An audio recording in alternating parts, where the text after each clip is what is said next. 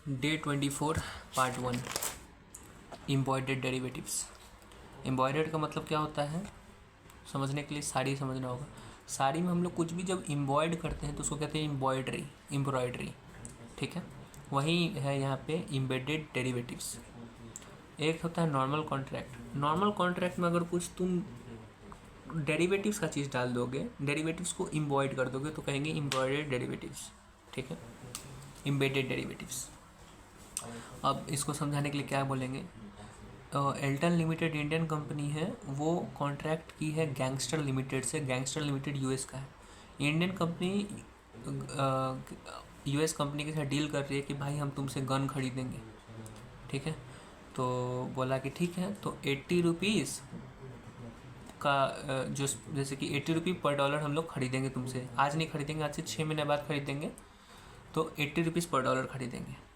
हो सकता है 6 महीने के बाद 81 रुपीज़ पर डॉलर हो या 79 हो, तो उस हिसाब से हम लोग अकाउंटिंग कर सकते थे।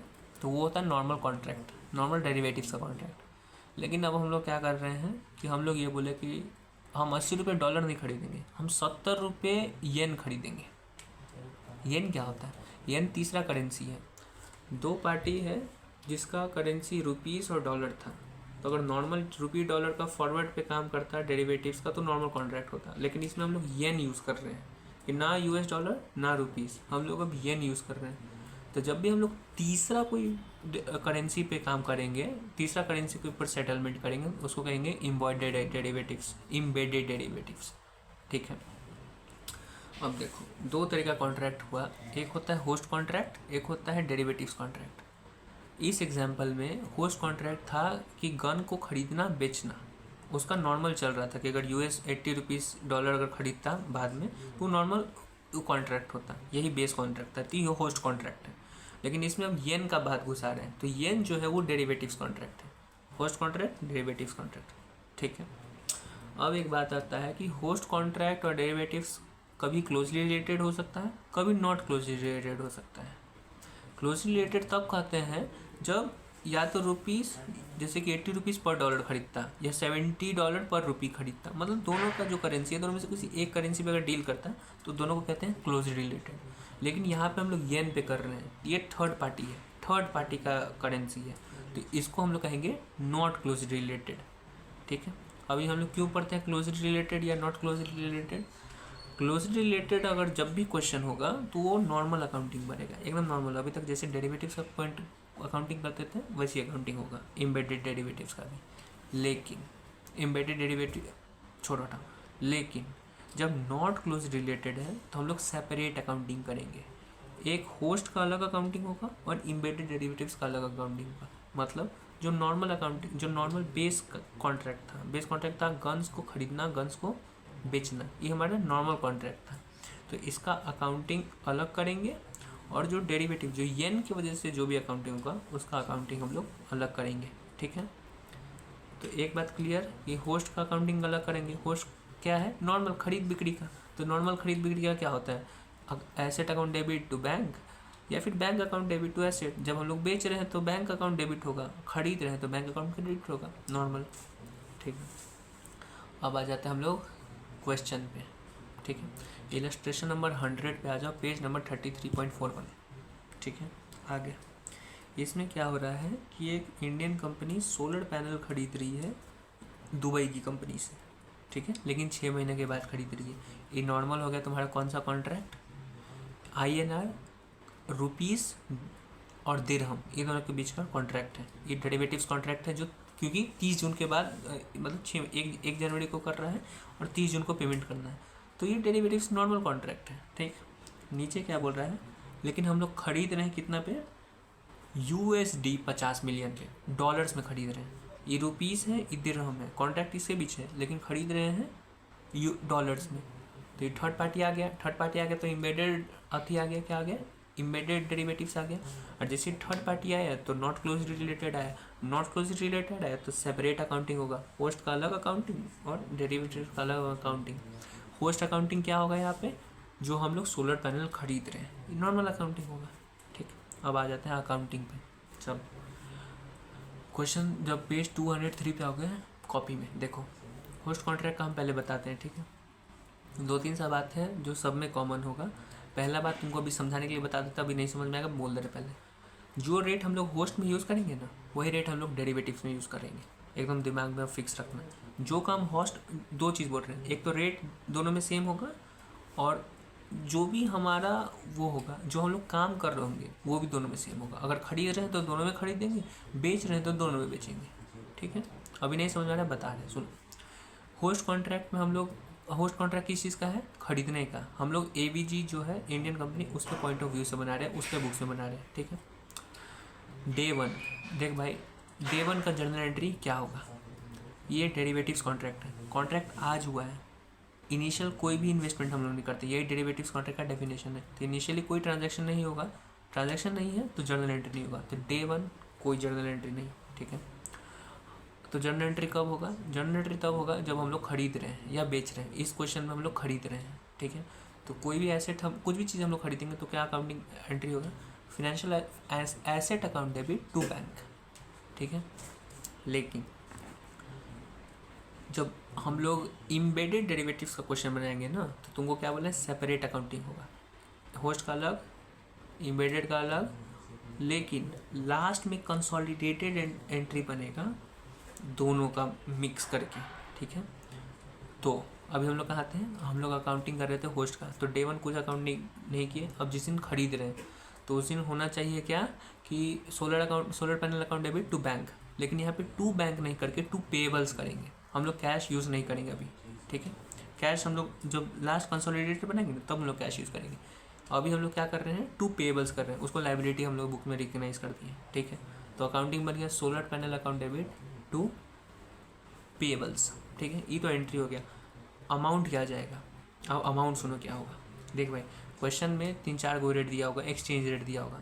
जिस दिन कॉन्ट्रैक्ट बना रहे हो उस दिन का स्पॉट रेट 1 जनवरी को, इस क्वेश्चन के हिसाब से। जिस दिन कॉन्ट्रैक्ट होने वाला है 30 जून, उसका स्पॉट रेट दिया होगा। तीसरा, डे 1 जिस दिन कॉन्ट्रैक्ट हो रहा है उस दिन का तो स्पॉट रेट होगा ही, एक और रेट होगा, वो होगा कि हम लोग 1 जनवरी को, एक ही तारीख को एक्सपेक्ट कर रहे हैं कि 30 जून जिस दिन कॉन्ट्रैक्ट होने वाला है उस दिन ये रेट होगा। उस दिन का स्पॉट रेट अलग होगा, वो अलग हो सकता है, वो 30 जून को पता चलेगा कि क्या रेट होगा, वो स्पॉट रेट होगा। लेकिन हम लोग 1 तारीख को ही हम लोग एक्सपेक्ट कर रहे हैं कि ये हो सकता है रेट। क्वेश्चन में क्या दिया हुआ है देखो, exchange rate second point, 6 month forward rate on 1 जनवरी 2011। 1 जनवरी 2011 से आगे 6 महीना बाद, मतलब 30 जून को हम लोग एक्सपेक्ट कर रहे हैं कि 65 रुपीज़ पर डॉलर होगा। ये करेंसी, ये स्पॉट रेट नहीं है, 30 जून का रेट नहीं है, ये एग्जैक्ट रेट 30 जून का एक स्पॉट रेट है यहाँ पे 66, लेकिन 1 जनवरी को ही हम लोग एक्सपेक्ट कर रहे हैं कि 65 होगा। ठीक है, तो अब जब हम लोग होस्ट का काउंटिंग कर रहे हैं, और जब 30 जून को हम लोग जाएंगे लिखने की फिनेंशियल एसेट हम लोग खरीदे हैं, लेकिन टू बैंक पैसा नहीं देके हम लोग लाइबिलिटी कर रहे हैं, टू वेंडर कर रहे हैं, तो जो अमाउंट जाएगा वो 66 नहीं जाएगा। उस दिन का जो स्पॉट रेट होगा, 30 जून को अकाउंटिंग कर रहे हैं कि आज हम लोग खरीदे हैं और आज का रेट 66 है, लेकिन 66 पे हम लोग अकाउंटिंग नहीं करेंगे। हम लोग अकाउंटिंग करेंगे कि जिस दिन कॉन्ट्रैक्ट किए थे ना, उस दिन के एस्टिमेट किए थे। हम लोग 1 तारीख को सोचे थे कि भाई 65 रुपया होगा 30 जून को, और जब 30 जून आ गया और जब अकाउंटिंग कर रहे हैं तो अकाउंटिंग में नहीं लिखेंगे कि 30 जून का रेट 66 है तो 66 नहीं, एक उस दिन सोचे थे कि 65 होगा तो 65 ही लिखेंगे। ठीक है, तो देखो लिख दिए हैं 65। ओके, ये हो गया तुम्हारा होस्ट का अकाउंटिंग। अब आएगा डेरिवेटिव्स का। एक बात जरूर याद रखना कि होस्ट और डेरिवेटिव्स के बाद एक कंसोलिडेटेड बनना होता है। ठीक है, क्यों? क्योंकि अभी हम लोग टू बैंक ना करके टू क्या किए, टू पेबल्स, तो पेबल को तो पेमेंट करना होगा ना। ठीक है, सुन आगे अब आ जाते हैं डेरिवेटिव्स कॉन्ट्रैक्ट में। इसका पूरा जर्नल एंट्री बहुत इजी है, 2-3 को है बस छोटा छोटा, लेकिन इसको बनाने के लिए सर एक बात बोले होंगे, सुनो। देख भाई, हम लोग कॉन्ट्रैक्ट किया कि हम सोलर पैनल खरीदेंगे तुमसे 30 जून को, आज है 1 जनवरी। ठीक है, तो सोलर पैनल जब हम लोग खरीदेंगे तो उसको तो डॉलर्स में पेमेंट करना होगा। हम रुपीज़ में बात करते हैं, मेरे पास डॉलर्स तो होगा नहीं, तो हम डॉलर पहले ख़रीद लेंगे तभी तो उसको डॉलर भेज पाएंगे, राइट। तो डॉलर जब हम लोग खरीदेंगे तो कोई रेट पे खरीदेंगे, जैसे कि आज का रेट हुआ, इसका 1 तारीख को स्पॉट रेट है 60 रुपीज़, तो $1 60 रुपया का आता है। इसको चाहिए $50 मिलियन, तो $50 मिलियन इंटू 60 रुपीज़ के हिसाब से उतना करेंसी पे वो खरीद सकता है, लेकिन 1 जनवरी को तो नहीं खरीदेगा, 30 जून को खरीदेगा, उसी दिन खरीदेगा और पेमेंट कर देगा, ठीक है। तो कौन से रेट पे खरीद रहा है US डॉलर को, वो नहीं लिखा हुआ है कि कौन से रेट पे दिया हुआ है, तो ये तो गलत किया। तो ये नहीं लिखा हुआ है कि कौन से रेट पे हम लोग परचेज करेंगे, लेकिन हम लोग मान सकते हैं, हम लोग अज्यूम कर लेंगे कि अगर वो सेट करता, भले ही फिक्स नहीं किया है कि कौन से रेट पे खरीदेगा, लेकिन अगर फिक्स करता तो कौन से रेट पे फिक्स करता। अभी जस्ट तुमको बोले थे बताने से पहले एक बात, 2-3 बात बोले थे क्या, कि भाई जो हम लोग होस्ट में करेंगे ना वही काम एम्बेडेड में भी करेंगे। इसमें अगर हम लोग बाई करेंगे तो इसमें भी बाई करेंगे, इसमें सेल करेंगे, इसमें भी सेल करेंगे।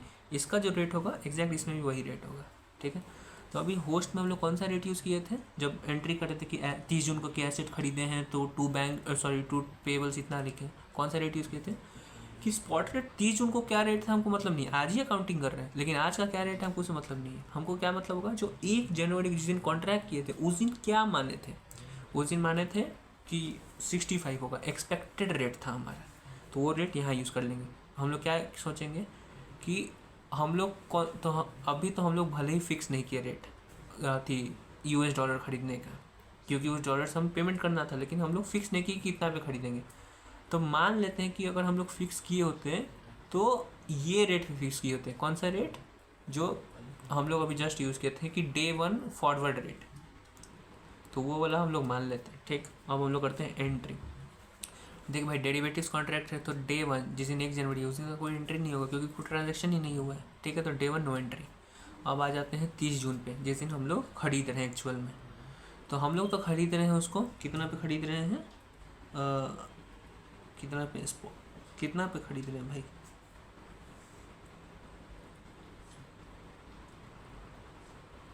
हाँ हम लोग खरीद रहे हैं उसको 66 पे। स्पॉट रेट 30 जून को स्पॉट रेट कितना है 66, ठीक है। अभी हम लोग जो बात किए कि अगर हम लोग फिक्स कर लेते, अब हमको तो उसको पेमेंट करना होगा 66 रुपीज़ पर डॉलर के हिसाब से देना होगा, राइट। 30 जून को 66 रुपये के हिसाब से हमको पेमेंट करना होगा। लेकिन अगर हम लोग फिक्स कर लेते पहले, Day 1 को ही फिक्स कर लेते कि 65 रुपये डॉलर खरीदते, तो 1 रुपये का तो हमको प्रॉफिट होता कि हम 65 में डॉलर खरीद लेते हैं, 65 रुपये का 1 डॉलर, और तुमको बेचते 66 रुपीज़ का 1 डॉलर। 65 रुपये का 1 डॉलर हम खरीद लेते हैं, तुमको 65 रुपये देते, 1 डॉलर हमको आता है, और यही वाला डॉलर हम तुमको मतलब ईद किसी और से खरीदते हैं, ये तुमको सोलर पैनल वाले को देते हैं। लेकिन अब हमको 66 रुपीज़ का खरीदना पड़ रहा है, 1 रुपये का लॉस हो गया। तो जब ये 1 रुपये का लॉस हुआ तो तुमको उसको अकाउंट करना होगा, भले ही तुम फिक्स नहीं किए थे, लेकिन अब तुम अज्यूम किए हो कि हम अगर करते तो, अगर कर लेते तो हमको लॉस हो करते तो प्रॉफिट होता, लेकिन अभी तुम नहीं किए हो तो अब तुमको लॉस लिखना होगा। तो तुमको जो जर्नल एंट्री होगा देना होगा, तुमको जर्नल एंट्री इस चीज़ का देना है कि अगर तुम करते तो तुमको लॉस नहीं होता, तुम नहीं किए हो इसलिए अब तुमको लॉस हो रहा है। तो जो तुम नहीं किए उसकी वजह से लॉस हो रहा है, उसका तुमको जर्नल एंट्री देना है। एक लाइन में क्या कि तुम्हारा नहीं करने की वजह से जो लॉस हुआ है ना, या प्रॉफिट होता, कुछ भी तुम्हारे नहीं करने की वजह से जो भी हुआ उसका तुमको जर्नल एंट्री बनाना है। तो जर्नल एंट्री क्या बनेगा, PL account debit to DFL। DFL क्या होता है, डेरिवेटिव फाइनेंशियल लायबिलिटी। जस्ट हम लोग डेरिवेटिव्स का क्वेश्चन में पढ़े थे क्या, कि डेरिवेटिव्स का सारा काम PL से होता है, हेवी TPL से, तो PL में तो जाएगा ही, और जब PL में गया तो फाइनेंशियल लायबिलिटी भी तो उसको रिकग्नाइज करना होगा ना। तो PL टू DFL जाएगा कितना, 50 मिलियन। 50 मिलियन कैसे हुआ भाई, हमको 1 रुपये का लॉस हुआ, हम जो उसको 65 में खरीद सकते थे अब हमको 66 में खरीदना हो रहा है, तो 1 रुपये का लॉस हुआ। लेकिन कितना पे लॉस हो रहा है, पूरा 50 मिलियन, हमको 50 मिलियन डॉलर खरीदना है, तो 1 रुपये का लॉस इंटू 50 मिलियन, तो 50 मिलियन रुपीज़, देखो रेट पेन से हर जगह रुपीज़ का बनाया हुआ, तो इतना लॉस हुआ, ठीक। अब 30 जून को तो हम लोग कर लिए कि उसी दिन हमको फाइनेंशियल एसेट खरीदना था, तो पहले करेंसी खरीदा। करेंसी खरीदने के चक्कर में करेंसी का कोई एंट्री नहीं होगा खरीदने का, ये बात याद रखना। करेंसी खरीदने का कोई एंट्री भाई, कैश टू कैश थोड़े कोई एंट्री होता है, उसका कोई एंट्री नहीं है, लेकिन जो लॉस हो रहा है उसका एंट्री की है, ठीक है। अब तुम्हारा फाइनेंशियल लायबिलिटी तुम्हारे बुक्स में आ गया है, लेकिन उसी दिन तुम खरीद भी रहे हो, तो ये जो लायबिलिटी तुम बुक किए थे, क्यों बुक किए थे, क्योंकि तुम जब करेंसी खरीदा तो तुमको कुछ लॉस हुआ। करेंसी लिया क्यों था, क्योंकि तुमको किसी को पेमेंट करना था। जब तुम पेमेंट कर दोगे, करेंसी जब तुम दे रहे हो, तो ये जो लायबिलिटी बुक है उसका कोई फायदा नहीं, उसको भी डीरेकग्नाइज करना होगा। तो हम लोग अभी DFL क्रेडिट किए थे, तो उसको रिवर्स करेंगे तो डेबिट हो गया। DFL account debit to payables. Financial liability तो हटा देंगे, तो या तो कैश दे के हटाएंगे या कुछ करके, तो इसमें अभी हम लोग कैश नहीं देंगे, पेबल्स करेंगे। होस्टिंग में वाले में भी हम लोग कैश नहीं किए थे, पेबल्स किए थे, इसमें भी पेबल्स कर दो, ठीक है। होस्टिंग का एंट्री बन गया तुम्हारा अब अथी का डेरिवेटिव्स का एंट्री बन गया। अब बोलते हैं लास्ट कंसोलिडेटेड एंट्री बनेगा, ठीक है। उस टाइम तुम पेमेंट नहीं करके 2 पेबल्स किए थे DFL का, DFL बोल रहे हैं सोलर पैनल का डेबिट 2 DFL 2 पेबल्स कर दिए थे। तो सोलर पैनल का पहले पैसा दोगे, तो सोलर पैनल का पैसा तुम्हारा 50 मिलियन है। तो ये जो पेबल्स जब वहाँ किए थे क्रेडिट, तब डेबिट करो, तो पेबल्स डेबिट हुआ देखो तुम्हारा 50 मिलियन से नहीं 3250 मिलियन से। तो पेबल्स देखो होस्ट कॉन्ट्रैक्ट का 3250 तुम रिवर्स किए। अभी तुम्हारा तुम अभी होस्ट वाला हो गया, होस्ट अकाउंटिंग तुम कर दिया कि सोलर पैनल का जो पेबल था, पेबल को तुम अब डेबिट किए।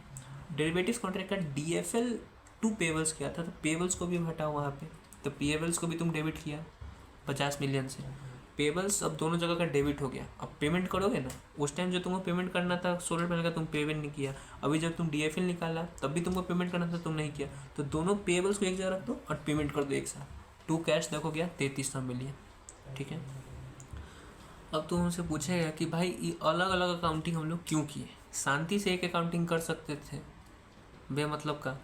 जैसे कि 66 रुपये हम लोगों को देना ही था पेमेंट, तो solar panel account debit 2 cash कर देते थे 3300 से। क्यों नहीं किए भाई? इसीलिए नहीं किए क्योंकि ये जर्नल एंट्री जब तुम देख रहे हो तो तुमको पता चल रहा है कि 3250 का तुम्हारा एग्जैक्ट वैल्यू है। तुम्हारा क्या है? 3250 का तुम्हारा सोलर पैनल है, लेकिन जो 50 मिलियन जो तुम दे रहे हो वो तुम इस वजह से दे रहे हो क्योंकि तुम येन बोल रहे हो, तुम डॉलर्स में गेम खेलो, इस वजह से तुमको 50 मिलियन देना पड़ रहा है। और सिर्फ डॉलर्स में नहीं, डॉलर्स में एक और गलती किया कि तुम खरीदा नहीं, पहले कोई रेट फिक्स नहीं किया कि हम इतना पे डॉलर्स खरीदेंगे तब इसको पेमेंट करेंगे, समझे? तो ये तुमको बाइफरकेशन नहीं मिलता जब तुम नॉर्मल एंट्री करते थे सोलर पैनल टू कैश 3300। अब तुमको क्या मिल रहा है? सोलर पैनल का भी अमाउंट मिल रहा है, इसका भी अमाउंट मिल रहा है, तो एग्जैक्ट सोलर पैनल का 3250 है। तो ये क्लैरिटी नहीं मिलता, इसके लिए देखो अकाउंटिंग किया है तो 66 के हिसाब से करोगे तो अकाउंटिंग में बन जाएगा, ठीक है। अब पूरा एक समरी देते हैं, ठीक है, नॉर्मल सा समरी है कि तुम देखो क्या कि जब हमको डेरिवेटिव्स कॉन्ट्रैक्ट आएगा तो उसमें थर्ड पार्टी का करेंसी होगा। जैसे थर्ड पार्टी करेंसी आएगा तो मान लेना कि डेरिवेटिव्स कॉन्ट्रैक्ट है, ठीक है। थर्ड पार्टी करेंसी मतलब क्या? 2 पार्टी के दोनों में से कोई करेंसी नहीं, उसके तीसरा party, that is third party, ठीक। अब हम लोग जब एक अकाउंटिंग करेंगे तो सेपरेट अकाउंटिंग करेंगे, होस्ट का अलग अकाउंटिंग और इसका इन डेरिवेटिव्स का अलग अकाउंटिंग। दोनों में डे 1 कोई अकाउंटिंग नहीं होता है, ठीक। अब सेकेंड में आ जाओ, होस्ट का अकाउंटिंग कर रहे हो तो सीधा डे 1 कुछ नहीं हुआ। डे 1 क्यों नहीं होगा? क्योंकि मॉनेटरी कुछ नहीं गया। अब दूसरा एंट्री तब बनेगा जब तुम पेमेंट कर रहे हो या फिर जब मत पेमेंट कर रहे हो, जब तुम फाइनेंशियल एसेट तुम्हारे या फाइनेंशियल लायबिलिटी कुछ भी है उसको रिकग्नाइज कर रहे हो, उसका एंट्री बना दो। लेकिन उस दिन तुम कैश का लेना देना नहीं करोगे। अगर बेच रहे हो तो तुम कैश लोगे नहीं, और अगर खरीद रहे हो तो कैश दोगे नहीं। अगर तुमको खरीदना है तो तुम पेबल्स करोगे, कैश नहीं करोगे, और अगर बेचना है तो तुम्हारे पास कैश आएगा नहीं, तुम रिसीवेबल लिखोगे, ठीक है, क्योंकि लास्ट में कंसोलिडेटेड एंट्री बनता है कैश का, ठीक। अब आ जाओ, हो गया होस्ट का। अब डेरिवेटिव्स का आ जाओ। डेरिवेटिव्स में तुमको ये मान के चलना है या फिर जो तुमको बोले कि जो होस्ट में होगा वही डेरिवेटिव्स में होगा। कैसे? अभी कैसे बोले तुमको? हम लोग होस्ट में क्या खरीद रहे, अभी सोलर पैनल खरीद रहे थे, तो यहाँ पे डेरिवेटिव्स में भी हम लोग को डॉलर या जो भी करेंसी हम लोग को खरीदना चाहिए, बाय। देखो रेड पेन से लिखे हैं बाय, तो यहाँ पे जब बाय किए हैं सोलर पैनल तो यहाँ पे हम करेंसी बाय करेंगे। जब हम लोग बेचने वाले कोई चीज़ तो करेंसी बेचेंगे, ठीक है। दूसरा, कौन सा रेट यूज़ करेंगे? इसमें जो रेट यूज़ कर रहे हैं डे 1 जो हम लोग एक्सपेक्ट किए ना, भले ही कॉन्ट्रैक्ट के दिन कोई भी रेट स्पॉट रेट हमको मतलब नहीं, डे 1 जो एक्सपेक्ट किए हैं ना हम लोग वही हिसाब से एंट्री कर देंगे।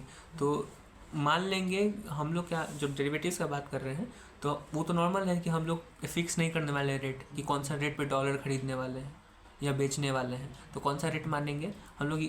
मानेंगे क्या? हम लोग ये सोचेंगे कि अगर रेट फिक्स करते हैं तो ये रेट फिक्स करते हैं, कौन सा? Forward rate on day 1। तो ये मान लेते कि हम लोग अगर रेट फिक्स करते तो ये पे, तो जनरल एंट्री बनता हमारा। जनरल एंट्री में तुमको पता चलेगा कि अरे भाई अगर वो रेट फिक्स कर चुके होते तो हमको लॉस नहीं होता, या वो रेट फिक्स कर नहीं अच्छा हुआ कि नहीं किए कि हमको इतना प्रॉफिट हो रहा है, तो उसका एंट्री तुमको बनाना होगा।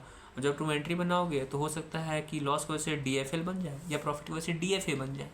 तो जिस दिन जब तुम एंट्री कॉन्ट्रैक्ट होने वाला होगा उस दिन DFL और DFA को डी रिकग्नाइज करोगे। जब दोनों को डी रिकग्नाइज करोगे तो कोई दूसरा जो बनेगा, जिस इसमें था DFL को डीरेकग्नाइज कर लिया डेबिट के DFL, तो क्रेडिट में कुछ जाएगा, तो क्रेडिट में क्या जाएगा, पेबल्स जाएगा, फाइनेंशियल लायबिलिटी का पेबल्स जाएगा और फाइनेंशियल एसेट का तुम्हारा रिसीवेबल जाएगा। तो ऐसे कर लो, यहाँ पे तुमको पेबल्स क्या हुआ है, सोलर टू पेबल, यहाँ DFL टू पेबल। अब दोनों को पेबल्स का तुमको कैश का एंट्री करना है, तो पेबल्स को डेबिट कर दो, कैश निकाल दो। यही है तुम्हारा पूरा, ठीक है। Illustration 119 very very very very very बहुत ज़्यादा इंपॉर्टेंट, हद से ज़्यादा इंपॉर्टेंट है, ठीक है।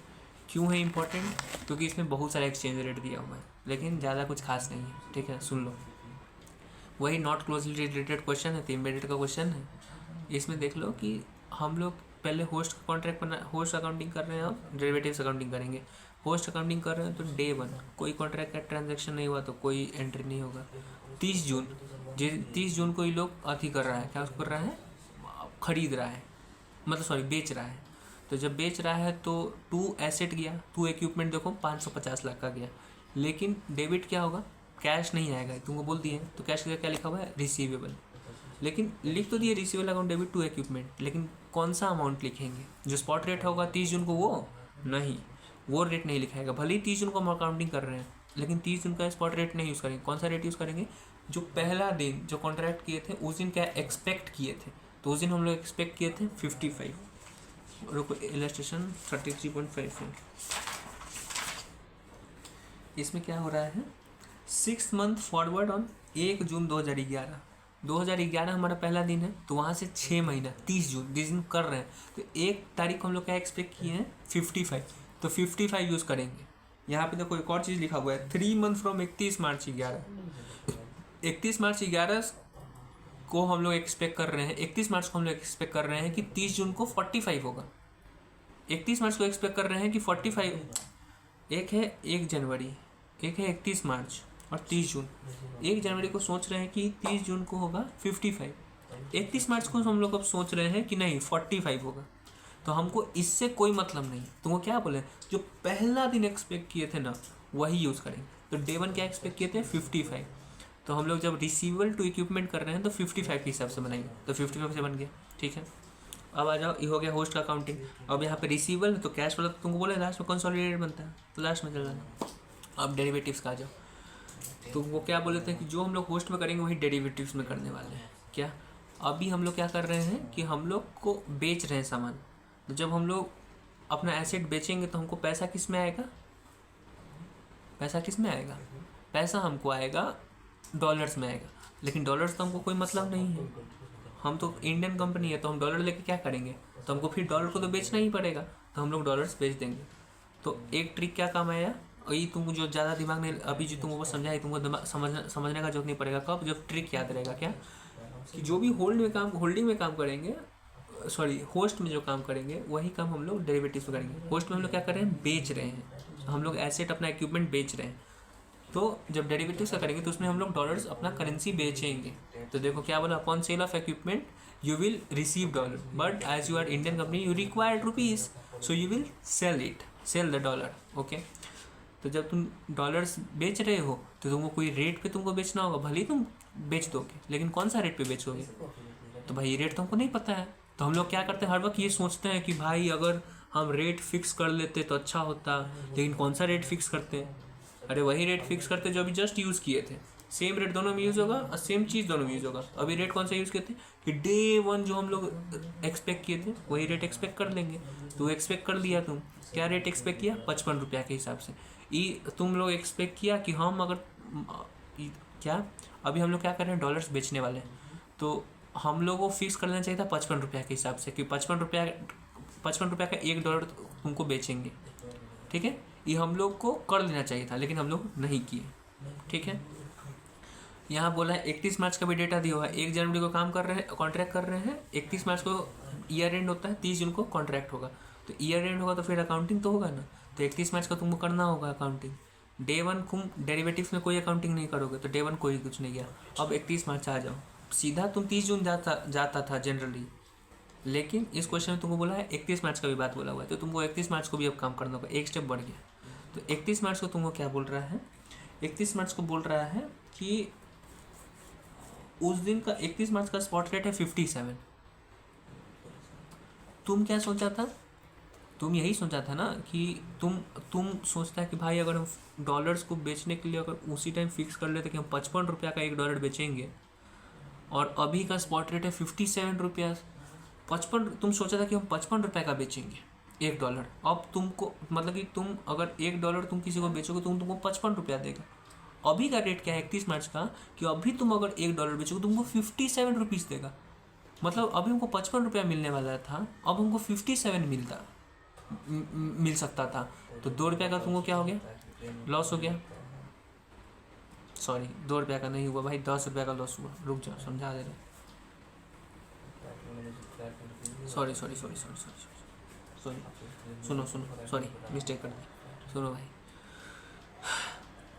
हम लोग 1 जनवरी को सोचे थे कि 30 जून को होगा 55 रुपया, ठीक।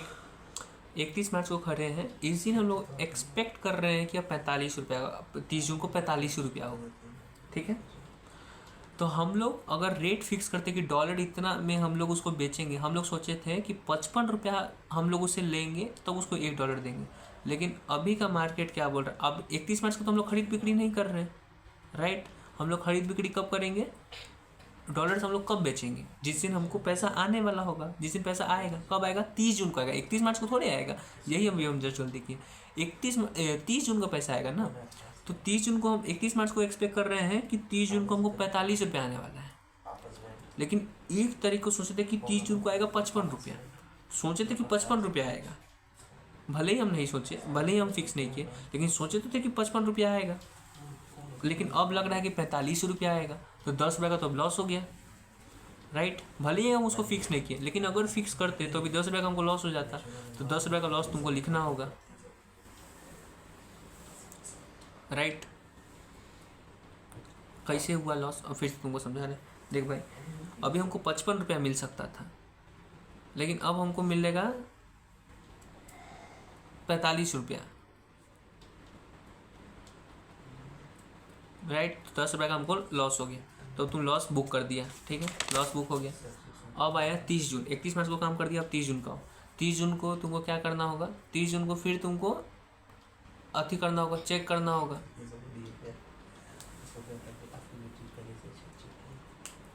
चेक करना होगा, राइट।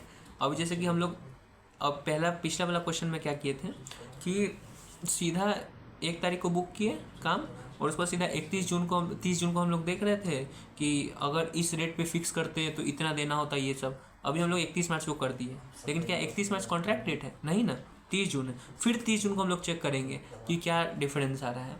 तो उस दिन क्या पता चल रहा है हमको कि हम लोग तो सोचे थे फिक्स किए, अगर हम लोग फिक्स करते तो 55 रुपये फिक्स करते, लेकिन अभी का मार्केट रेट 60 रुपीज़ है। हम सोचे थे कि हमको 55 रुपया मिलेगा, भले नहीं सोचे थे, लेकिन अगर तो 55 रुपया मिलेगा, लेकिन अभी मिल रहा है 60 रुपये। तो क्या, $5 का प्रॉफिट। तो $5 का प्रॉफिट तुमको रिकग्नाइज करना होगा। लेकिन एक बात बताओ भाई, अभी तक तुम्हारा याद करो, अभी जस्ट हम लोग 31 मार्च को DFL बनाए हैं। कितना का DFL बनाए हैं, 100 लाख रुपया का। 100 लाख का तुम्हारा बैलेंस शीट में DFL आ रहा है। अभी तुमको $5 का प्रॉफिट हो रहा है, तो क्या पूरा $5 का DFA बन जाएगा, नहीं बनेगा ना। जो तुम्हारा DFL उसको तो रिवर्स करना होगा, तो DFL रिवर्स किया 100 रुपया से, ठीक है। और तुम्हारा DFA कितना से बन रहा है, 50 रुपया से, क्योंकि $5 का प्रॉफिट हुआ ना। तो 10 मिलियन इंटू 5 करोगे तो 50 आएगा, तो 50। तो PL में टोटल गेन कितना गया तुम्हारा, 150 का तुमको गेन हुआ, राइट। तो वो एंट्री कर दो। अब 30 जून को तुम एंट्री कर दिए कि तुम्हारा DFL खत्म हो गया, लेकिन DFA अब रिकॉग्नाइज हो गया और तुम्हारा एसेट में DFA दिख रहा है। तो अब तुम कॉन्ट्रैक्ट किए, अब तुम क्या कॉन्ट्रैक्ट किए, मतलब कि तुम अब सामान बेच रहे हो, अब कॉन्ट्रैक्ट वाला डेट आ गया। तो DFA तुम कॉन्ट्रैक्ट के लिए किए थे, तो जब कॉन्ट्रैक्ट होने वाला तो DFA को अब डी रिकग्नाइज करो। अभी जस्ट रिकग्नाइज किया था, उसको डी रिकग्नाइज करो। तो डी रिकग्नाइज के लिए क्या करोगे, DFA को क्रेडिट। DFA क्रेडिट करोगे तो डेबिट कुछ करोगे, यहाँ पे कैश अकाउंट डेबिट नहीं करोगे, रिसीवेबल करोगे, ठीक है। इसमें भी रिसीवेबल किए थे, इसमें भी रिसीवेबल करेंगे। अब कंसोलिडेटेड बनेगा, तो यहाँ का रिसीवेबल को क्रेडिट करो, यहाँ का रिसीवेबल को क्रेडिट करो, अब डेबिट कर दो बैंक को। आ गया क्वेश्चन तुम्हारा, बन गया। अब इलस्ट्रेशन 102 बना लेना, यही है चीज़ भाई, ठीक है। Bye bye.